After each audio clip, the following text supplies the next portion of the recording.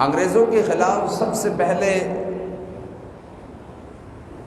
جس شخصیت نے فتویٰ دیا اسے علامہ فضل حق خیر آبادی رحمۃ اللہ تعالی علیہ کہتے ہیں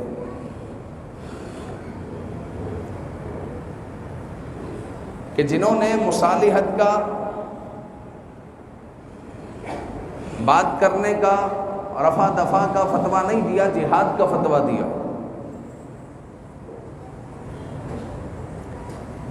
کہ مسلمان ان سے جہاد کرے، بھگائے ان کو یہاں سے،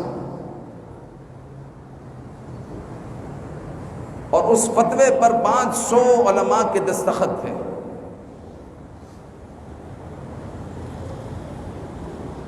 اور اس فتوے کے بعد جو کہانی شروع ہوئی وہ یہ کہ انگریزوں نے پکڑ دھکڑ جو شروع کی اور قتل و غارت گری کا بازار گرم کیا، تو ہزاروں لوگوں کو جو ہے انہوں نے شہید کر دیا۔ وہ تو اس وقت جہاد کی بات تھی، پھر ایک وقت آیا کہ تحریک آزادی شروع ہوئی کہ آزادی کی تحریک جب شروع ہوتی ہے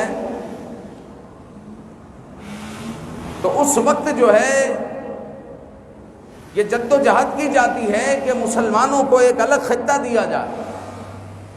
مسلمان الگ خطہ، الگ زمین چاہتے ہیں۔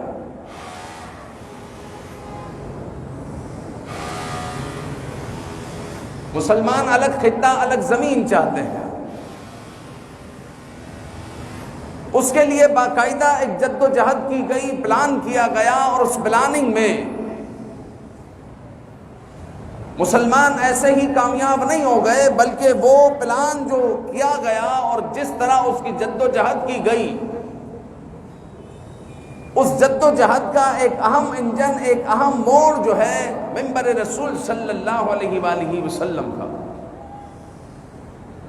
کہ منبر رسول صلی اللہ علیہ وآلہ وسلم سے پاکستان کے لیے جد و جہد کی گئی، لوگوں کو جذبہ دیا گیا، لوگوں کو بتایا گیا کہ ہمیں پاکستان کیوں بنانا ہے، ہم پاکستان کیوں چاہتے ہیں۔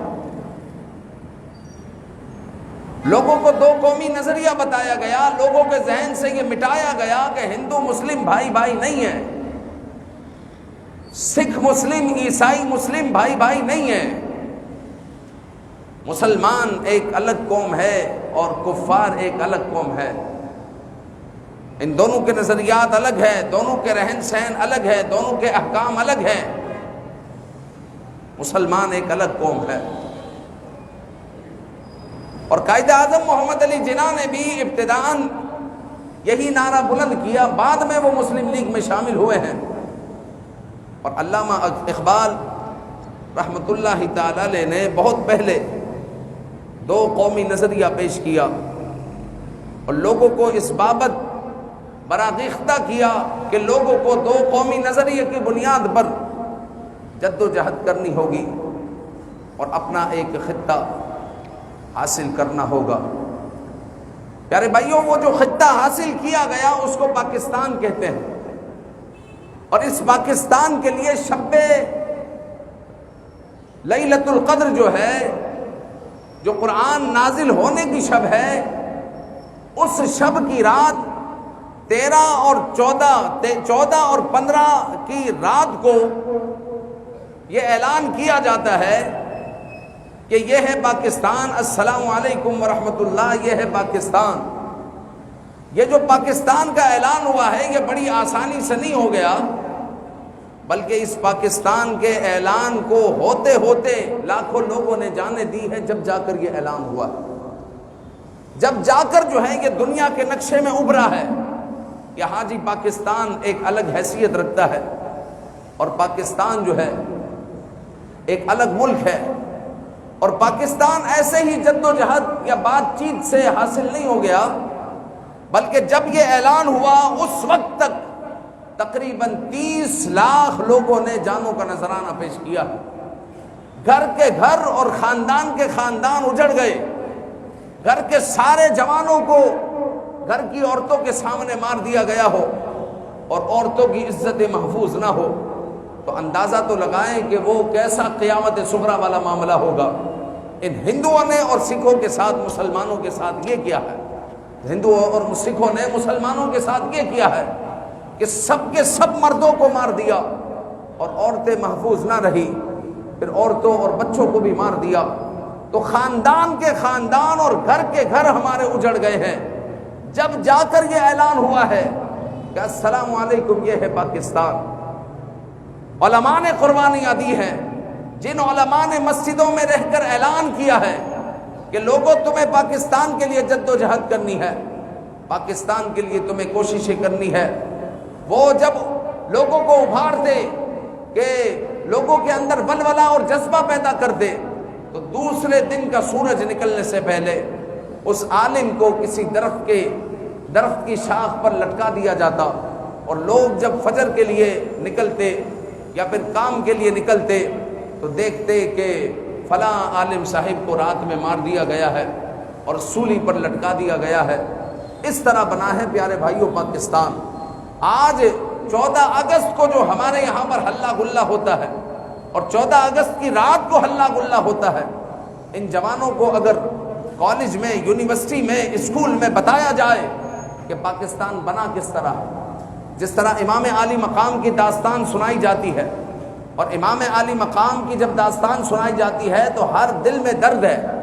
اس درد کی وجہ سے حالانکہ 10 محرم کو شادی کرنا، نکاح کرنا جائز ہے، لیکن کوئی کرتا نہیں ہے، کوئی کرتا نہیں ہے۔ اگر کوئی نکاح کرتا ہے کوئی گناہ نہیں ہے، اگر کوئی نکاح کرتا ہے نکاح اس کا ہو جائے گا، لیکن کوئی کرتا نہیں ہے۔ امام عالی مقام رضی اللہ تعالیٰ عنہ کی محبت میں، آپ کی یاد میں، کیونکہ ایک دردناک واقعہ اس دن ہوا، تو اس دن ہم جو ہے شادی نہیں کرتے۔ اگر کوئی کرے تو کوئی گناہ بھی نہیں ہے، لیکن لوگ کرتے نہیں ہیں۔ تو 14 اگست کے معاملات جو ہوئے، اس 14 اگست کو پہنچنے کے لیے، جو 1947 کی 14 اگست تھی، اس تاریخ تک پہنچنے کے لیے، اس تاریخ میں جو انعام ملا، اس انعام تک پہنچنے کے لیے کتنی جانوں نے اپنا نذرانہ پیش کیا ہے اور کتنے لوگ شہید ہوئے ہیں۔ ہمارے ان طلباء کو اسکول میں بتایا جائے، کالج میں بتایا جائے، یونیورسٹی میں بتایا جائے، تو شاید جو ہے یہ جو ہمارے بچے باجے بجا رہے ہوتے ہیں، ہلا گلا کر رہے ہوتے ہیں، سلنسر نکال کر پوری رات جو ہے لوگوں کو بھی پریشان کرتے ہیں، چلنے والوں کو بھی اور گھر والوں کو بھی، سب پریشان ان سے ہو رہے ہوتے ہیں۔ اگر ان کو بتا دیا جائے تو شاید یہ حرکت نہ کرے، اور اس رات شاید یہ مصلی بچھا لے، اور جنہوں نے پاکستان کے لیے قربانیاں دی ہے یہ ان کے لیے دعائیں کریں کہ یہ جو ہے ہمارے ہیرو ہیں جنہوں نے پاکستان کے لیے قربانیاں دی ہے۔ ان کو نہ اسکول میں بتایا جاتا ہے، نہ کالج، نہ یونیورسٹی میں بتایا جاتا ہے کہ پاکستان بنا کس طرح ہے، اور نہ یہ بتایا جاتا ہے کہ پاکستان کا اصل ہیرو کون ہے، یہ نہیں بتایا جاتا۔ آج تک آپ دیکھیں سر سید کو پڑھایا جا رہا ہے، سر سید کا 75 کے نوٹ میں تصویر بھی ہے۔ سر سید کا پاکستان سے کوئی لینا دینا نہیں، پاکستان سے اس شخصیت کا کوئی لینا دینا نہیں ہے۔ یہ صرف سر کا خطاب اس کو برطانیہ نے دیا ہے، اور اس کو آج تک پڑھ رہے ہیں، اس پر مضامین آتے ہیں۔ نعیم الدین مراد آبادی پر کوئی مضمون نہیں آتا، حالانکہ وہ پاکستان کا ہیرو ہے۔ اور عبد الحامد بدایونی، عبد القیوم بدایونی اور علامہ عبد الحلیم قادری رحمۃ اللہ تعالی علیہ، یہ پاکستان کے ہیرو ہیں۔ علامہ اقبال، پیر جماعت علی شاہ صاحب، پیر آف مانکی شریف، یہ پاکستان کے ہیرو ہے۔ علامہ غلام رسول قادری، یہ پاکستان کے ہیرو ہے۔ اسی طرح علامہ اکبر درس، یہ پاکستان کے ہیرو ہے۔ علامہ جو ہے اکبر درس کے جو والد محترم ہے، وہ جو ہے پاکستان کے ہیرو ہے۔ یہ پاکستان کے جو ہیرو ہیں ان کا کوئی تذکرہ نہیں ہوتا، ان کا کوئی مضمون نہیں آ رہا، اور جنہوں نے برطانیہ کے جو ہے پاؤں کو اور تلووں کو چاٹا ہوا ہے، ان کے جو ہے مضامین لکھے جا رہے ہیں، وہ ہے سر سید ہے، وہ سر سید ہے۔ اور جنہوں نے اصل میں قربانیاں دی ہے ان کا کوئی تذکرہ نہیں، ان کا کوئی تذکرہ نہیں ہے۔ یہ افسوس کا مقام ہے۔ اور یاد رکھیں کہ پاکستان علماء اہل سنت نے بنایا، اس کی جد و جہد اصل میں علماء اہل سنت نے کی ہے۔ اس میں عظیم نام پیر جماعت علی شاہ صاحب رحمۃ اللہ تعالی علیہ کا آتا ہے، اور پیر جماعت علی شاہ صاحب رحمۃ اللہ تعالی علیہ کے پاس قائد اعظم خود چل کر گئے ہیں، اور قائد اعظم نے اپنا منشور بتایا ہے، اپنا منشور بتایا ہے کہ ہم پاکستان کیوں بنانا چاہتے ہیں، ہم پاکستان کیوں چاہتے ہیں۔ پیر جماعت علی شاہ صاحب اتنے خوش ہوئے ہیں کہ آپ نے اعلان کیا ہے کہ اگر کوئی میرا مرید قائد اعظم کو سپورٹ نہیں کرے گا تو وہ میرا مرید نہیں ہے، وہ میرا مرید نہیں ہے۔ جو میرا مرید ہے وہ قائد اعظم کو سپورٹ کرے، وہ ان کو ووٹ کرے، ان کو سپورٹ کرے، اگر کوئی نہیں کرتا تو وہ میرا مرید نہیں ہے۔ پیر آف مانکی شریف، یہ سرحد آپ کے ہاتھ میں نہیں تھا، جس کو آپ خیبر پختونخوا کہتے ہیں، یہ آپ کے ہاتھ میں نہیں تھا۔ اگر سرحد کے لیے کام کیا ہے تو پیر آف مانکی شریف نے کیا ہے، یہ بھی مدرسے والے ہیں، یہ بھی پیر خانے والے ہیں، انہوں نے کام کیا ہے، اور پاکستان میں یہ سرحد بھی شامل ہو گیا، پنجاب بھی شامل ہو گیا، تو سندھ بھی شامل ہو گیا، تو بلوچستان بھی شامل ہو گیا۔ اس کی جد و جہد میں علماء اہل سنت اور مزارات کی گدیوں اور جناب علی مدرسے والوں کا اہم کردار ہے، اہم ترین کردار ہے، اہم کردار ہے۔ پھر مزید یہ ہے کہ پاکستان بنایا کیوں، یہ زمین کا خطہ حاصل کیا کیوں، یہ 30 لاکھ جانوں کا نذرانہ دیا کیوں؟ مسجدیں بنانے کے لیے نہیں، نمازیں پڑھنے کے لیے نہیں۔ نمازیں تو آپ ہندوستان میں بھی پڑھتے تھے، کیا آپ کے باپ دادا نمازی نہیں تھے؟ ہندوستان میں وہ نماز نہیں پڑھتے تھے؟ کیا ہندوستان میں مسجدیں نہیں تھی؟ مسجدیں بھی تھی، مدرسے بھی تھے، علماء بھی تھے، نمازیں بھی پڑھتے تھے، سب تھا۔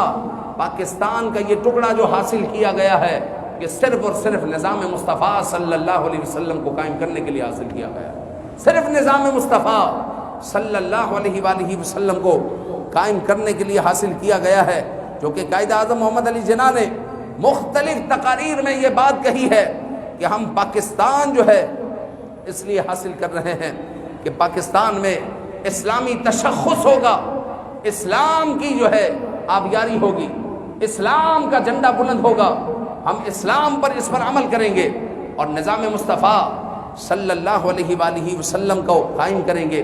پھر ہماری تہذیب جداگانہ ہوگی، یعنی ہماری تہذیب کافروں والی تہذیب نہیں ہوگی، ہماری تہذیب جداگانہ ہوگی۔ ہم مسلمان ہیں، مسلمان کا تشخص، مسلمان کی تہذیب کافر سے الگ ہے، کافر کی تہذیب اور ہے، مسلمان کی تہذیب اور ہے، کافر کا دین اور ہے، کافر کا مذہب اور ہے، ہمارا دین اور ہے، ہمارے احکام اور ہے۔ تو ہم جو ہے اپنے احکام کو اس خطے میں نازل کریں گے، ہم اپنے احکام کو، قرآن کو اس خطے میں نازل کریں گے۔ آج دیکھیں کہ روئے زمین پر قرآن کا کوئی قانون نافذ نہیں ہے، یہ مسلمانوں کے منہ پر کالک ہے، کہ مسلمانوں کے منہ پر کالک ہے۔ ساری روئے زمین پر تقریباً 2 ارب 1.5 ارب مسلمان ہے، لیکن یہ مسلمان مل کر قرآن کے قانون کو آج تک ابھی تک نافذ نہیں کر سکے۔ قرآن کا قانون کہیں پر نافذ نہیں ہے، اور یہ مسلمانوں کے منہ پر کالک ہے۔ یہی قرآن کو نافذ کرنے کے لیے پاکستان کے خطے کو حاصل کیا گیا کہ یہاں پر نظام مصطفیٰ صلی اللہ علیہ وسلم قائم ہوگا، اور ہماری الگ تہذیب ہوگی، 2 قومی نظریہ ہوگا۔ مسلمان الگ قوم ہے، کافر الگ قوم ہے، سیدھی سی بات ہے، کافر الگ قوم ہے، ان کی الگ تہذیب ہے، الگ مذہب ہے، ہمارا الگ معاملہ ہے، اور پھر سارے قانون قرآن کے مطابق ہوں گے۔ جب قائد اعظم محمد علی جناح کسی تقریر سے فارغ ہوئے تو کسی نے سوال کیا کہ آپ پاکستان کے لیے اتنی باتیں کر رہے ہیں، اگر پاکستان بن گیا جیسے آپ کہہ رہے ہیں، یعنی وہ ایک ناممکن سی بات تھی اس وقت کہ کیسے ہو سکتا ہے کہ تمہیں پاکستان مل جائے، پاکستان تو بن ہی نہیں سکتا، تو اگر پاکستان بن گیا تو پاکستان میں کیا قانون نافذ کرو گے؟ تو محمد علی جناح نے کہا کہ جناب ہم جو قانون نافذ کریں گے وہ قانون ہوگا قرآن، ہمیں کوئی آئین بنانے کی ضرورت نہیں ہے، ہمارا آئین قرآن ہے، ہمارا آئین قرآن ہے، ہم قرآن کا نفاذ کریں گے، نظام مصطفیٰ صلی اللہ علیہ وآلہ وسلم کو لائیں گے، اور غیر اسلامی نظاموں سے بیزاری ہوگی، کوئی غیر اسلامی نظام کو برداشت نہیں کیا جائے گا، اس لیے کہ اگر غیر اسلامی نظام کو برداشت نہیں کرنا ہے تو ہندوستان میں کیا مسجد کی کمی ہے؟ ہندوستان میں کیا ہمیں نمازوں سے روکا جا رہا ہے؟ یا ہندوستان میں ہمیں مدرسوں سے روکا جا رہا ہے؟ نہیں روکا جا رہا۔ وہاں یہ زمین کا خطہ حاصل کرنے کا مقصد یہ ہے کہ یہاں پر نظام مصطفیٰ صلی اللہ علیہ وآلہ وسلم کو قائم کیا جائے گا، پھر مساوات ہوگی اور معاشی انصاف ہوگا، قومی اتحاد و یکجہتی ہوگی. یعنی پھر اس پاکستان کے خطے میں کوئی مسلمان رہے یا پھر جو ہے کوئی کافر رہے، اتحاد قومی ہوگا. اگر کوئی کافر بھی رہتا ہے تو ایسا نہیں کہ اس کو جو ہے رہنے کا حق نہیں ہے. پاکستان کا جھنڈا یہ بتاتا ہے کہ یہاں پر کافر بھی رہ سکتے ہیں. کہ پاکستان کے جھنڈے میں جو گرین حصہ ہے اس سے مراد جو ہے ہماری اکثریت ہے یعنی مسلمان، اور پاکستان کے جھنڈے میں جو سفید حصہ ہے وہ اس بات کا ثبوت ہے کہ ہم جو ہے اس پر جو ہے ویلکم کرتے ہیں ان لوگوں کو کہ اگر کوئی غیر مسلم ہے تو اس ملک میں ان کے لیے بھی جگہ ہے. یہ سفید حصے سے مراد یہ ہے کہ غیر مسلموں کے بھی لیے بھی اس ملک میں جگہ ہے اور پورا جینے کا حق ہے. وہ اپنی عبادت کرے، وہ اپنے معاملات کرے، ان کو کوئی نہیں پوچھا جائے گا، ان کے لیے کوئی مصیبت نہیں ہوگی، کوئی پریشانی نہیں ہوگی. اور یہی ہوتا ہے کہ پاکستان میں ان کے لیے کوئی پریشانی نہیں ہے. تو بہرحال جو ہے پیارے بھائیو، پاکستان بنا ہے نظام مصطفیٰ صلی اللہ علیہ وآلہ وسلم کے لیے، لیکن آج تک پاکستان میں نظام مصطفیٰ قائم نہیں ہوا. ہاں اگر قائد اعظم کچھ سال اور جی جاتے تو شاید پاکستان کا نقشہ آج کچھ اور ہوتا. یاد رکھیں کہ روئے زمین پر دو ملک ہے، اسرائیل اور پاکستان، جو مذہب کے نام پر بنے. پاکستان اسلام کے نام پر بنا ہے، اسرائیل یہودیت کے نام پر بنا کہ ہم اسرائیل میں یہودیت ازم جو ہے نافذ کریں گے، اور پاکستان بنا ہے اسلام کے نام پر کہ یہاں پر اسلام نافذ ہوگا. لیکن ابتدا سے اب تک ہمیں جو ہے غیر مسلم قوتوں نے اور ان کے چمچوں نے گھیرا ہوا ہے. اب تک ان کے چمچوں نے ہمیں گھیرا ہوا ہے اور کسی طور پر جو ہے ہم یہاں پر اسلامی نظام کو قائم نہیں کر پا رہے ہیں. اگر آپ پاکستان کا نقشہ تبدیل کرنا چاہتے ہیں، آپ کے پاس صرف ایک آپشن ہے. آپ نے کالج والوں کو بھی آزما لیا، یونیورسٹیوں والوں کو بھی آزما لیا، اور جناب عالی آکسفورڈ اور ہارورڈ یونیورسٹی والوں کو بھی آزما لیا. آپ کے پاس صرف ایک راستہ ہے کہ مدرسے والوں کو بھی آزما کر دیکھ لیں کہ جو مدرسہ جس نے پڑھا ہے، جو حافظ قرآن ہے، جو عالم دین ہے، جو منبر رسول پر بیٹھنے والے ہیں، ان کو بھی آزما کر دیکھ لیں. جنہوں نے پاکستان بنایا بھی مدرسے والوں نے ہے پاکستان، کیونکہ پیر جماعت علی شاہ صاحب رحمۃ اللہ تعالی علیہ مدرسے والے، پیر آف مانکی شریف مدرسے والے، عبد الحامد بدایونی مدرسے والے، نعیم الدین مراد آبادی مدرسے والے، عبد الحلیم صدیقی رحمۃ اللہ تعالی علیہ مدرسے والے ہیں. یہ سب مدرسے والے ہیں جنہوں نے پاکستان بنایا اور پاکستان کے لیے جد و جہد کی. ہاں قائد اعظم محمد علی جناح یونیورسٹی والے، وہ یونیورسٹی والے ہیں. تو یونیورسٹی والے سارے برے نہیں ہوتے، اچھے بھی ہوتے ہیں، لیکن آپ مدرسے والوں کو بھی آزما کر دیکھیں نا. آپ جو ہے ان کو آزمائیں گے تو ان کے دلوں میں خوف خدا ہوتا ہے، خوف خدا ہوتا ہے. یہ آپ کے ملک کو بنا دیں گے، یہ آپ کے ملک کو بنا دیں گے. اسلامی نظام میں یا اسلامی شریعت میں صرف نماز کے مسائل نہیں ہیں. آپ کہیں کہ جناب وضو ٹوٹ گیا تو فلاں چیز سے وضو ٹوٹے گا، فلاں چیز سے نماز ٹوٹے گی، صرف یہ چیزیں نہیں ہیں. اسلام ہمارا مکمل ضابطۂ حیات ہے. اسلام میں حکومت چلانے کے بھی قوانین موجود ہے، مخلوق کے قوانین موجود ہے، رعایا کے قوانین موجود ہے، کس طرح معاشی نظام چلے گا سب کچھ موجود ہے. ہمارے پاس سب ڈھانچہ موجود ہے. اور جس دن یہ روئے زمین پر اسلامی نظام قائم ہو گیا تو یاد رکھیں کہ کافر زیر ہو جائیں گے، کافر زیر ہو جائیں گے. یہی وجہ ہے کہ سلطنت عثمانیہ کو انہوں نے اپنی مکمل قوت کے ساتھ روند ڈالا، ختم کر ڈالا. حالانکہ آخر میں سلطنت عثمانیہ تقریباً جو ہے مردار ہو چکی تھی، لیکن پھر بھی انہوں نے جب تک ختم نہیں ہو گئی تب تک انہوں نے سانس نہیں لیا کہ اگرچہ یہ ان کے اندر بظاہر روح نہیں ہے لیکن کسی بھی وقت روح آ سکتی ہے. یہ ڈھانچہ تو ہے مسلمانوں کے پاس سلطنت عثمانیہ کا، خلافت عثمانیہ کا، اس کو ختم کیا جائے. تو یہ چاہتے ہیں انگریز کہ مسلمان کا نظام کبھی قائم نہ ہو. کیا آپ کی مسجدیں برداشت کر لیں گے؟ آپ کی مسجد اگر ان کے چرچ کے برابر میں ہے اور مسجد میں عید میں جمعہ میں اگر نماز پڑھنے کی جگہ نہیں ہے تو یہ اپنے چرچ کے دروازے بھی کھول دیں گے. ہماری چرچ میں پڑھ لو نماز، کوئی بات نہیں. آپ کی نماز سے ان کو کوئی مسئلہ نہیں ہے. آپ کے نظام سے مسئلہ ہے، آپ کے نظام سے مسئلہ ہے کہ قرآن کا قانون نافذ نہیں ہونا چاہیے۔ جو قائد اعظم محمد علی جناح نے کہا کہ ہم قرآن کا قانون نافذ کریں گے، تو آج اس کو تقریباً 75 سال ہو چکے ہیں، لیکن قرآن کا قانون نافذ ہونے نہیں دیا جا رہا کیونکہ جو ہے بین الاقوامی قوتوں کو یہ بالکل بھی پسند نہیں ہے۔ بس ہم جو ہے دعا کر سکتے ہیں اور کوشش کر سکتے ہیں، ورنہ تو آپ کو پتہ ہے کہ الیکشن ہوتا ہے یا سلیکشن ہوتا ہے، یہ تو سب کو معلوم ہی ہے، لیکن اپنی طرف سے آپ ایک نیکی کا قطرہ تو ڈال سکتے ہیں کہ نہیں ڈال سکتے؟ تو مدرسے والوں کو چنیں اور جو ہے ایک مرتبہ مدرسے والوں کو بھی آزما لیں کہ جو ہے علماء ہو ان کو بھی آزما لیں، شاید آپ کے پاکستان کی تقدیر بدل جائے، شاید آپ کا پاکستان چمک جائے، ان کو بھی آزما کر دیکھ لیں۔ اب تک تو سب کو آزما لیا، اب ان کو بھی آزما لیں۔